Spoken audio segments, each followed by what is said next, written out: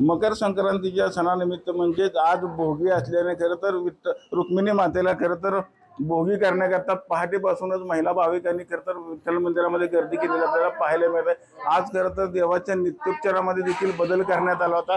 आज सकाळी 5:30 वाजता खरं तर रुक्मिणी मातेचं आणि विठ्ठलाचं दर्शन करत मंदिर परिसरात महिला भाविकांसाठी सुरू करण्यात आलं होतं।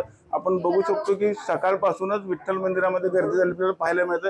आज भोगी निमित्त रुक्मिणी मातेला देखील सुवर्ण अलंकार सकाळपासूनच प्रदान करण्यात आले आपल्याला पाहायला मिळत आहेत।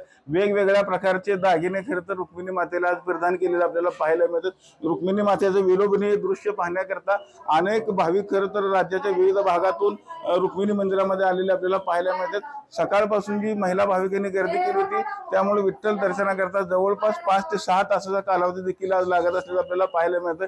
एकंदरीत आज संक्रांतीच्या आदल्या दिवशी म्हणजे भोगीचा सण असल्यामध्ये भोगी करण्याकरता महिला भाविकांनी मंदिर परिसरामध्ये देखील मोठी गर्दी केलेली आपल्याला पाहायला मिळत आहे। मंदिर परिसरातून कॅमेरामन जगदीश सर, रवी लवेकर, TV9 मराठी।